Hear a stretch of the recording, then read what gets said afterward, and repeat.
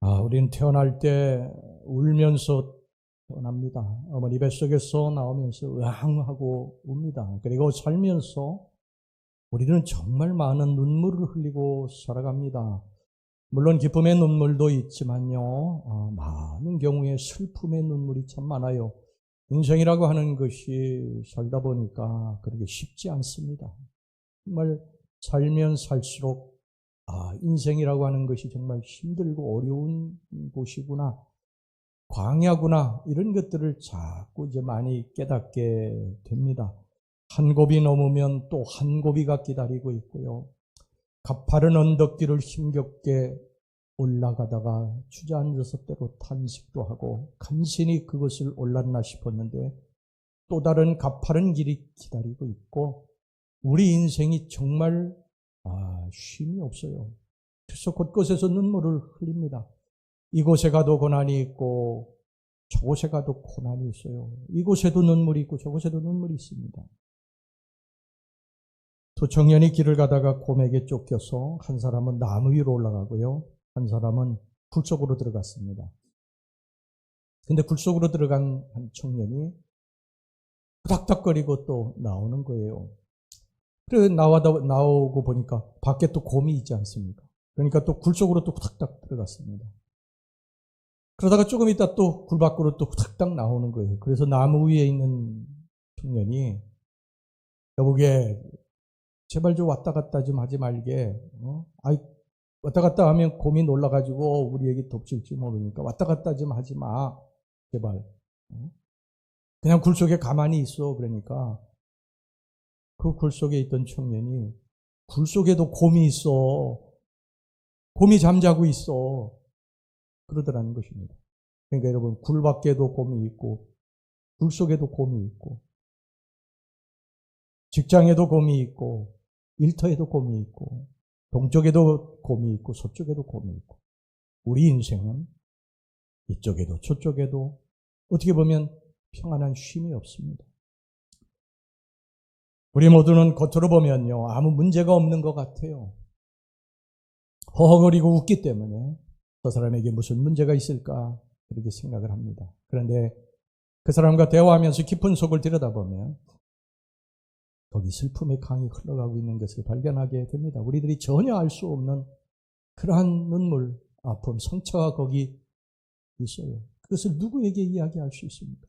이야기에 한들 도움이 안 되니까 그냥 울음을 참고 혼자 그것을 부둥켜 안고 인생을 살아가고 있는 거예요.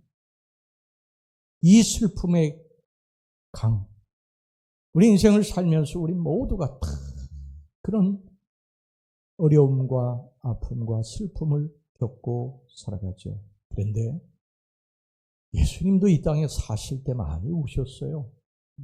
죽은 나사로를 보시고 슬퍼하시면서 우셨고요, 멸망해가는 예루살렘 성을 바라보면서 한없이 우셨고, 십자가에 달려 마지막 돌아가시면서 슬픔과 통곡의 기도를 드리셨습니다. 하나님도 역시 마찬가지세요. 하나님도 그의 아들 독생자를 십자가에 내어주시고 우르셨고, 그의 사랑하는 주의 백성들이 하나님 앞에 죄를 짓고 징계받으면서 고통당할 때 그들이 울으면 하나님도 같이 우셨어요. 여러분, 사도 바울과 같은 사람도 자신의 죄 때문에 하나님 앞에 많이 울었고요, 많은 사람들이 예수 믿지 아니하고 멸망의 길로 가는 것을 바라보면서 많이 울었습니다. 하나님으로부터 내리는 은혜 때문에 사도 바울이 정말 많이 울었어요. 사도 바울은 눈물의 목회자예요. 정말 많이 울었습니다. 여러분, 만약 우리의 삶이 너무 힘들고 힘에 부치면요, 우리 하나님 앞에 찾아가셔서 우시기 바랍니다. 땅을 치고 통곡하고 가슴을 치고 통곡하고 우세요.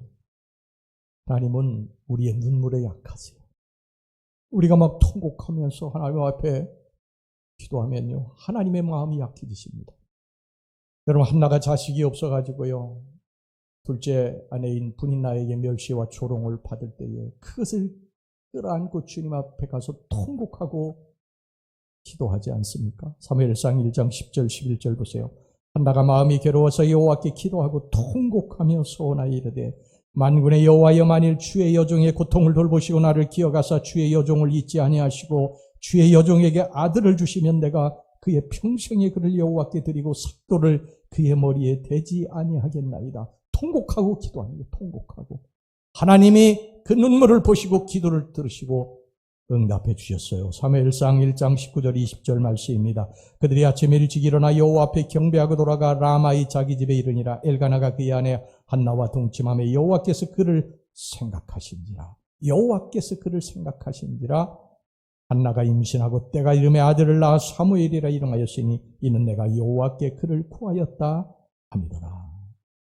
히스기야가 병들었어요. 죽을 병이 들었습니다. 하나님이 걷어가신다고 말씀하셨어요. 히스기야가 벽을 향해서 얼굴을 향하고 하나님 앞에 통곡하면서 기도했습니다. 그 기도를 하나님이 들으셨어요. 열왕기하 20장 3절에서부터 5절 말씀. 여호와여, 구하오니 내가 진실과 전심으로 주 앞에 행하며 주께서 보시기에 선하게 행한 것을 기억하옵소서 하고 히스기야가 심히 통곡하더라. 이사야가 성읍 가운데까지도 이르기 전에 여호와의 말씀이 그에게 임하여 이르시되 너는 돌아가서 내 백성의 주권자 히스기야에게 이르기를 왕의 조상 다윗의 하나님이 여호와의 말씀이 내가 내 기도를 들었고 내 눈물을 보았노라. 내가 너를 낫게 하리니 내가 3일 만에 여호와의 성전에 올라가겠고. 하나님은 우리가 눈물을 흘리며 하나님 앞에 엎드려 기도하는 그 눈물을 보십니다. 그리고 그 눈물의 기도를 들으시고 그 눈물을 오늘 본문에 보면 병에 담으신다고 말씀하세요. 병에 담으신다고 하시는 이유는 뭐냐면 내 눈물의 기도를 내가 기억하겠다는 것입니다. 우리가 하나님 앞에 울면서 통곡하면서 기도하는 것을 하나님이 땅에 떨어져서 그냥 없어지게 하시는 것이 아니라 병에 담아서 그것을 기억하신다는 거예요. 다윗은 유독 눈물이 많았던 사람이에요. 다윗은 시편 6편 6절에 이렇게 말합니다. 내가 단식함으로 피곤하여 밤마다 눈물로 내 침상을 띄우며 내 요를 적시나이다. 다윗은 밤마다 울었습니다. 자신의 죄 때문에 울었고요. 그리고 자신의 대적자 때문에 하나님 앞에 울면서 기도했고, 그리고 자신이 하나님께 받은 은혜 때문에 울었어요. 시편을 보면 이 다윗이 쓴 시편이 굉장히 많은데 눈물의 통곡의 시입니다. 전부 하나님 앞에 은혜 받아가지고 하나님 앞에 죄를 회개하면서. 다윗의 눈물은 하나님 앞에 가슴을 여는 진실의 언어였어요. 여러분, 눈물이라고 하는 건요, 하나님 앞에서 마음을 여는 진실한 언어입니다. 우리들이 수만 마디의 말을 하는 것보다도 한마디의 말도 못하고 눈물을 흘릴 때 하나님 그걸 다 아세요. 너무 힘들고 어려우면요, 말을 못해요. 하나님 전에 찾아와도 눈물밖에 안 나오죠. 오늘 여기 본문의 시편 56편은요, 다윗이 블레셋 왕 아기스에게 자기 목숨을 구하기 위해서 이제 도망쳤을 때 지은 시입니다. 오늘 제목을 보시기 바랍니다. 다윗의 믹담시, 인도자를 따라 요낫 엘렘 로김에 맞춘 노래. 다윗이 가드에서 블레셋인에게 잡힌 때에 그 시를 썼다는 거예요. 다윗은 사울왕의 추격으로 인해서 사울왕이 죽이려고 했기 때문에 더 이상 이제 유대 땅에 거할 수 있는 곳이 없었어요. 그래가지고 어쩔 수 없이 적대국이었던 블레셋 땅으로 망명을 하게 됩니다. 그래서 블레셋 왕 이 아기스에게 찾아갔어요. 그런데 블레셋 사람들이 다윗을 탐탁치 않게 여겼습니다. 왜냐하면 전에 이 다윗이 이 블레셋 장수 골리앗을 죽인 일이 있었기 때문에 블레셋 사람들이 다 기억을 하고 있었어요. 그래가지고 이 블레셋 왕 아기스의 신하들이 다윗을 죽이기 위해서 모략을 꾸미기 시작을 합니다. 다윗이 이걸 알았습니다.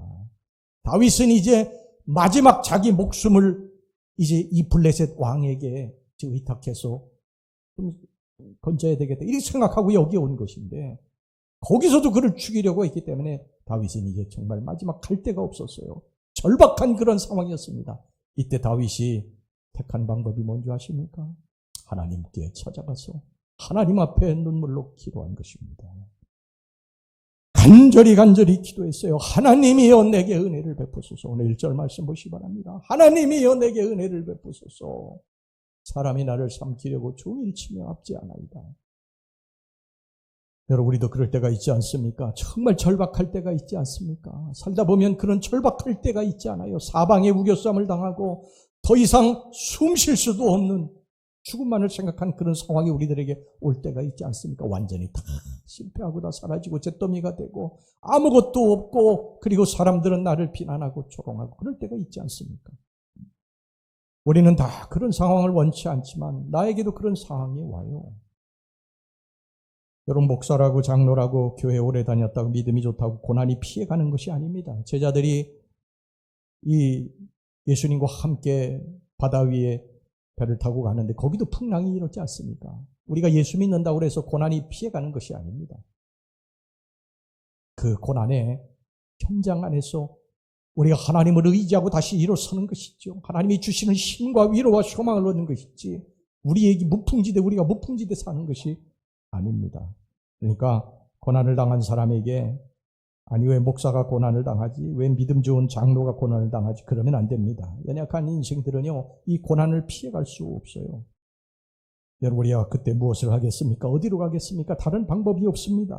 하나님께 찾아가 울면서 매달리는 수밖에 없습니다. 하나님이여 내게 은혜를 베풀어 주소서. 우리가 사방이 막혀도 하늘은 열려져 있지 않습니까? 하나님께 찾아가서 도움을 구하시기를 주의 이름으로 축원합니다. 그러면 그 울면서 우리가 하나님 앞에 기도하는 그 눈물을 하나님이 병에 담으신다고 오늘 성경이 말씀하고 있어요. 기억하신다는 것입니다. 기억한다는 거예요. 근데 지금 이 시대에 우리 성도들의 눈이 메말라 있어요. 성도들이 더 이상 이제 울지 않습니다. 60년대, 70년대는요, 수많은 사람들이 하나님 성전에 몰려와가지고 하나님 앞에 막 기도하면서 통곡하고 그냥 매달렸거든요. 눈물을 막 펑펑펑펑 쏟으면서 하나님 앞에 울면서 기도했거든요. 그때는 너무너무 어려웠던 거예요. 먹고 살기도 힘들고 정말 삶 자체가 힘들었던 거예요. 그래서 하나님 앞에 정말 많이 울었어요. 정말 많이 울었습니다. 그런데 지금은 이 풍요가 지배하는 시대가 됐어요. 먹고 사는 문제가 해결이 됐어요. 이 풍요가 우리들의 눈에서 눈물을 앗아갔습니다. 더 이상 이제 울지 않습니다. 더 이상 통곡하지 않아요. 위기입니다, 여러분. 다시 은혜를 회복할 수 있기를 주의 이름으로 축원합니다. 눈물을 회복할 수 있기를 주의 이름으로 축원합니다. 다윗은 고난 중에 눈물로 하나님 앞에 기도했습니다. 하나님이여 내게 은혜를 베푸소서. 하나님이여 나의 눈물을 주의 병에 담으소서. 여러분, 성도들 가운데 그런 말을 하는 분이 있어요. 목회하면서 보면, 목사님, 제가 일평생 흘린 눈물을 다 모아놓으면요, 강물이 되어 흐를 것입니다. 얼마나 인생이 힘들고 어려웠으면 그런 말들을 하실까. 그런 소리를 들을 때마다 마음이 짠합니다. 그런데도 그분은 예수 믿고 있어요. 아직도 예수 붙들고 있습니다. 하나님 떠나지 않았어요. 하나님 왜 원망스럽지 않았겠습니까? 하나님 어떻게 그러실 수가 있습니까? 그런데 하나님 붙들고 살더라는 것이죠. 제 목회 여정에 보면은요, 정말 목회 정말로 이 현장을 보면 너무 가슴 아픈 그러한 모습들을 많이 봅니다. 가슴 아픕니다. 너무너무 가슴이 아파가지고 어떤 때는 병이 날 때도 있어요. 정말 우리들이 가장 힘들고 어려운 일을 우리 성도들이 겪는 게 뭐냐? 자식 죽는 것입니다. 자식 죽는 것. 그 현장에 있으면요, 제가 숨이 막혀서 어떻게 할 수가 없어요. 그런데 그 하나님을 원망하던 사람이 그래도 하나님을 아직도 붙들고 살고 있다니. 대단하지 않습니까? 하나님, 내 자식을 왜 거둬가셨습니까? 그러시지만 그래도 그 하나님을 붙들고 믿음의 행진을 하더라는 거예요. 그런가 하면 사업이 조금 어렵다고, 집에 좀 문제가 생겼다고, 물질적인 어려움이 있다고, 하나님 떠나는 사람도 있습니다. 이 어리석은 것입니다. 우리가 어려움이 왔다고 하나님 떠나면 누구에게 갑니까? 이제 누구에게 찾아갑니까? 누구에게 찾아가서 나의 도움을 구합니까? 여러분의 그 눈물이 하나님 앞에서 흘리는 눈물이 헛된 눈물이 아니라 주님 앞에 쌓이는 아름다운 보석의 눈물이 될 줄로 믿습니다. 우리가 힘들 때에 하나님이 내 편이 되어 주십니다. 하나님은 영원한 내 편이십니다. 할렐루야. 하나님은 영원한 내 편이세요. 다윗은 시편에 보면은요, 하나님은 내 편이십니다. 하나님은 내 편이십니다. 계속 이야기합니다. 오늘 여기 본문의 말씀에도 그렇게 이야기하지 않습니까? 9절 말씀 보세요. 내가 아뢰는 날에 내 원수들이 물러가리니 이것으로 하나님이 내 편이심을 내가 아나이다. 시편 118편 6절에도 다윗이 그렇게 말을 했습니다. 여호와는 내 편이시라 내가 두려워하지 아니하리니 사람이 내게 어찌할까. 하나님이 내 편이시라는 거예요. 그것도 잠깐의 내 편이 아니라 영원한 내 편이라는 것입니다. 사람은 영원한 내 편이 되지 않아요. 내가 부할 때는 내 편일 수 있어요. 그러나 내가 가난해지면 내 편이 안 됩니다. 내가 권세와 지위가 있을 땐 내 편인데 내가 그것이 떨어지면 내 편이 안 됩니다. 내가 건강할 때는 내 편이지만 병들으면 내 편이 아니에요. 떠나갑니다. 그러나 하나님은 영원한 내 편이십니다. 내가 부할 때나 가난할 때나 건강할 때나 병들었을 때나 내가 지위가 있던 지위가 없는 비천한 인생이 됐던 하나님 영원한 내 편이십니다. 든든하지 않습니까? 하나님이 도와주실 것을 믿으시기 바랍니다. 다윗은 하나님 앞에요. 하나님이 내 편이십니다. 하나님이 도와주실 것입니다. 그리고 통곡하면서 기도할 때 하나님의 능력이 임하게 됩니다. 능력이 임하게 됩니다. 어떤 능력이 임했는 줄 아십니까? 다윗이 두려움이 사라졌다고 그랬어요. 그 블레셋 사람들이 자기를 죽이려고 할 때에 두려워가지고 하나님 앞에 매달려 기도했더니 그 두려움이 사라졌다는 것입니다. 오늘 4절 말씀 보세요. 내가 하나님을 의지하고 그 말씀을 찬송하올지라 내가 하나님을 의지하였은즉 두려워하지 아니하리니 혈육을 가진 사람이 내게 어찌하리까. 여러분 우리가 위기를 만날 때 영원한 내 편이신 하나님을 찾아가서 눈물로 기도하시기를 바랍니다. 하나님 문제를 해결해 주실 것입니다. 문제를 해결해 주시는데 우리들이 원하는 답이 안 올 수도 있어요. 그러나 분명히 응답은 옵니다. 어떻게 옵니까? 상황을 바꿔주시든지 내가 원하는 대로 상황을 바꿔주시든지 아니면 내가 상황을 이길 수 있도록 하나님이 만들어 주신다는 것입니다. 사랑하는 성도 여러분, 하나님께서는 우리가 흘린 눈물을 다 기억하고 계십니다. 병에다 담아놓고 계십니다. 다 기억하십니다. 우리가 쏟은 눈물 헛된 것이 아닙니다. 나중에 정말 보석이 되어서 여러분들에게 축복으로 올 것을 믿으시기를 바랍니다. 내가 홀로 마음이 상해서 울 때, 너무 힘들어서 울 때, 아무에게도 말할 수 없는 고통을 끌어안고 울 때 하나님 다 알고 계시다는 거예요. 나만 외로이 울고 있는 것이 아니에요. 하나님이 같이 우시는 것입니다. 하나님이 같이 우시면서 우리의 눈에서 눈물을 닦아주실 것을 믿으시기를 바랍니다. 다윗의 이런 고백을 볼 때 믿음이 저절로 완성되는 것이 아님을 알 수 있습니다. 환난과 눈물이 없으면요 믿음의 성장도 없습니다. 눈물을 흘린 만큼 아픈 만큼 인고의 시간을 보낸 만큼 내 믿음이 자라게 됩니다. 오늘과 같은 다윗의 시가 그냥 나온 게 아니에요.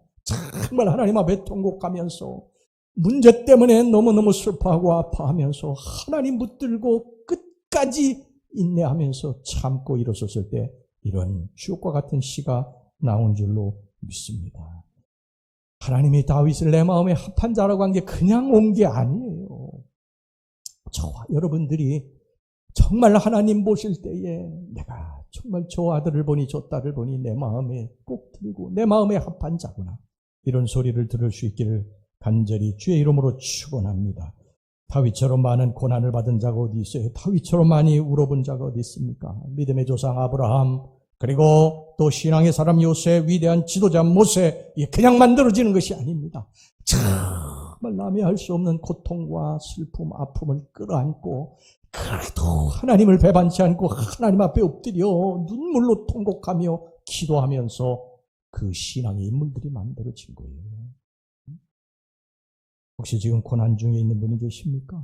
지금 힘들고 어렵겠지만요, 하나님과 더 가까워지고 있다고 여러분 아시고 그 신앙의 행진을 멈춰서는 안 됩니다.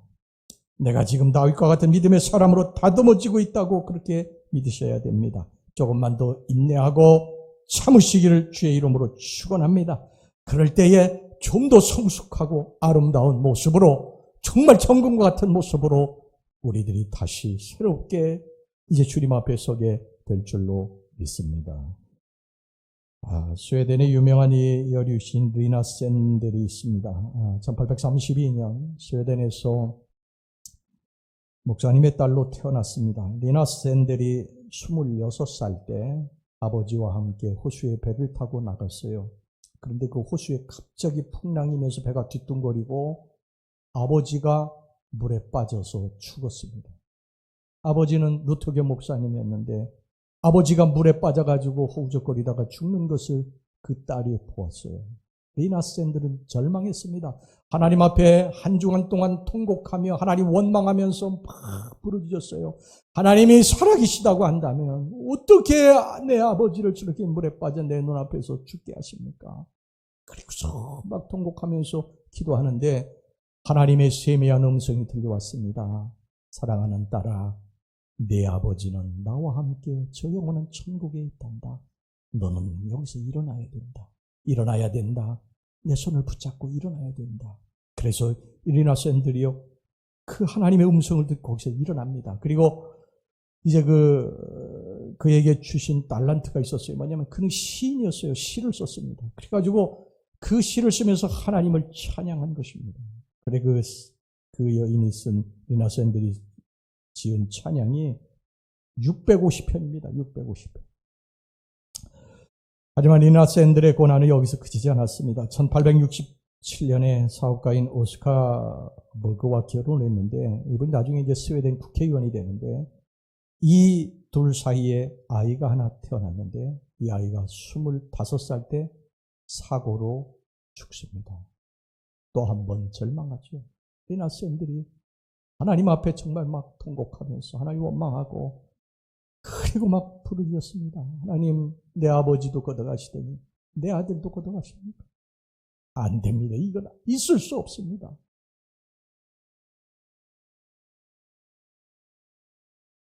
그런데 하나님이 그를 다시 일으켜 세우세요. 리나 샌들 거기서 다시 일어납니다. 쉽지 않은 일이죠. 근데 거기서 다시 일어나가지고 그 아이가, 자기 아이가 죽었을 때 찬송가 하나를 만들게 됩니다. 그 복음성가가 바로 날마다 숨쉬는 순간마다, 이 찬양입니다. 가사가 이렇습니다. 날마다 숨쉬는 순간마다 내 앞에 어려운 일 보내 주님 앞에 이 몸을 맡길 때 슬픔 없네, 두려움 없네. 주님의 그 자비로운 손길 항상 좋은 것 주시리라. 사랑스레 아픔과 기쁨을 수고와 평화와 안심. 날마다 주님 내 곁에 계셔 자비로 날 감싸주시네. 주님 앞에 이 몸을 맡길 때 힘주시며 위로함 주네. 어린 나를 품에 안으시사 항상 평안함 주시도다. 내가 살아 숨을 쉬는 동안 살피신다 약속하시네.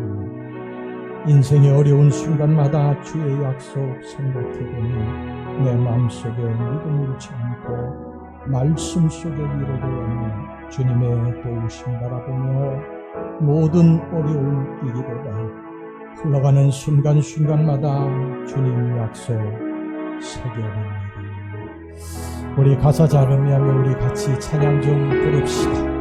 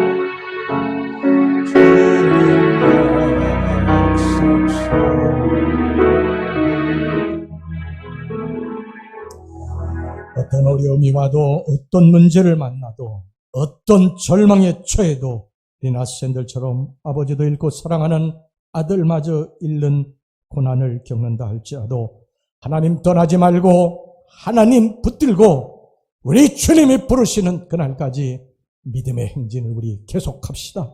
사탄 마귀가 너 그러고도 예수 믿느냐고 교회 다니느냐고 그래도 여러분 우리는 끝까지 믿음을 지키고 내 아버지가 내게 주는 어떤 일도 아버지의 뜻 안에서 이루어진다고 믿고 그 하나님 붙들고 우리 끝까지 이 길을 걸어가는 것입니다. 할렐루야! 우리 평강교회 성도 여러분, 고난당했다고 죽지 않습니다. 하나님 다시 붙들어서 일으켜 세워주실 것이고 여러분들의 연약한 손을 붙잡고 천국까지 인도하실 것을 믿으시고 끝까지 우리 달려갑시다. 할렐루야!